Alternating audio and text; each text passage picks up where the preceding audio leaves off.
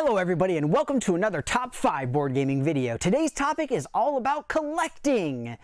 No, we're not talking about collecting board games or the philosophy of board game collecting that I personally have, or even games about things like Marvel and DC Comics that you can go out and collect, but rather these are games where the entire point of the game is to have the biggest and best collection of whatever the thing is. It's very meta and makes me kind of hold up a mirror to myself and think, Danny, you have too many games. And then I say, no, I don't, Danny. Stop lying. But regardless, my brain is hurting a little bit, so I want to dive right in. But before I do, as always, let me know what you all think in the comments below. What do you think of this category? What do you think of the meta idea of some of these games? Let me know anything and everything in the comments because you know I love to hear it all. But that said, we're going to dive in with my number 5. At number 5, I've got Shelfie Stacker. This is a dice/card game where the idea is that you play a card down, that'll be a phase, and everybody rolls dice to determine how many board games you can potentially add to your collection. Whoever has the most illustrious and amazing board game collection at the end wins.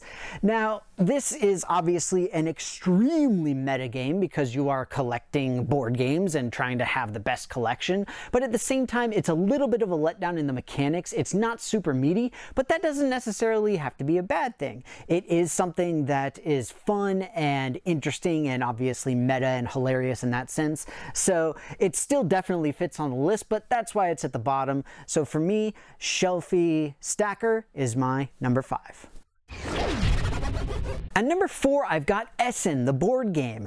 This one is so meta that it hurts. You are literally at the Essen Spiel convention and trying to buy all of the board games that you want and take them out to the parking lot into your car so that you can come back and buy more board games.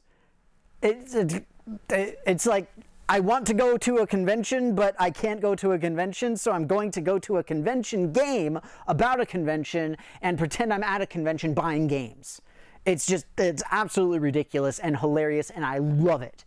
It's a hilarious concept, but similarly to Shelfie Stackers, it's meant to be more of a kind of a tongue-in-cheek joke thing. It's not super serious, it's not mechanically super heavy, but it is fun, it is goofy, and you do have things like if you're carrying a lot of board games, you can't move as far because you're encumbered, and you have to dodge all the crowds and stuff like that. So it's pretty cool, it's kind of cute, and it's just an interesting take on the concept. So Essen the game, or Essen Spiel, the game, is my number 4.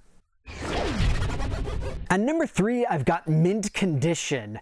This is something that I talked about a long time ago, which is gamers that you do not want to play with. The idea of this game is that you have your board game collection and you want to avoid all of the people who are going to ruin them with their snacky fingers and their sticky whatevers and all of their stupid card handling and folding and all that kind of stuff. It is so aggravating. And I absolutely adore the concept. It's so fascinating, it's so interesting, and it is something that we can all relate to because we want our games to be in as pristine of condition as they possibly can be. And so Mint Condition gives us that, and it literally has cards like snacky fingers and things along those lines that will ruin everything for you. And it's so frustrating. But I absolutely love it. It's a good game, like the others, not super meaty, but that's not a big deal. I don't particularly mind. There's not a huge amount of strategy. It's still fun, it's still great, and very meta, and absolutely fits in. So it's at a solid number 3. That is Mint Condition. At number 2, I've got Comic Hunters, and I will say the only reason that this is not at number 1 is because it's almost impossible to get. At least for me personally, because I live in the US. It's published only in Portuguese in Brazil, but I have played it before and it's absolutely amazing. Fundamentally, it's a set collection game, but the idea is that you have actual Marvel comics that have famous introductions of characters or famous clashes and conflicts that happen happen between different characters. You just have series that involve an individual character, mostly related to the Avengers. And it's just a really interesting concept that you're going to these conventions and auctions and all that kind of stuff to build up your comic book collection. The nice thing is that if you are able to play it and if you understand the fundamental rules, everything is based off of iconography, so you don't have to worry about not being able to read or speak Portuguese. But that said, as I mentioned, it's really, really tough to get, which is the only reason that Comic Hunters gets bumped down to number 2.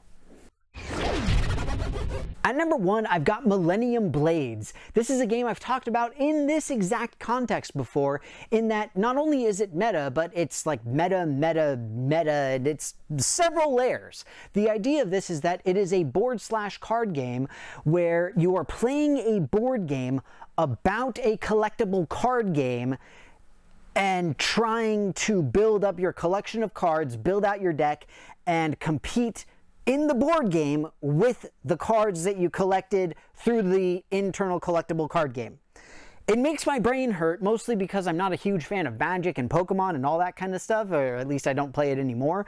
But as far as a game about collecting and a game about collections, it's absolutely incredible, and it's a ton of fun. It is very, very well made. It's got great mechanics to it. It's pretty meaty. It has a ton of replayability. All in all, it's a wonderful game. The only thing is that it does have that sort of anime, the Japanese animation style of art. So if you're not a big fan of like the giant crazy colorful hair and all of that sort of thing, it may not be for you. But at the same time, for the strictly meta purposes, it's amazing and a wonderful game. Millennium Blades, my number 1. Well, everybody, that's going to be it for me. I hope that you all appreciated the irony of my top 5 favorite games about collecting stuff, none of which I actually own.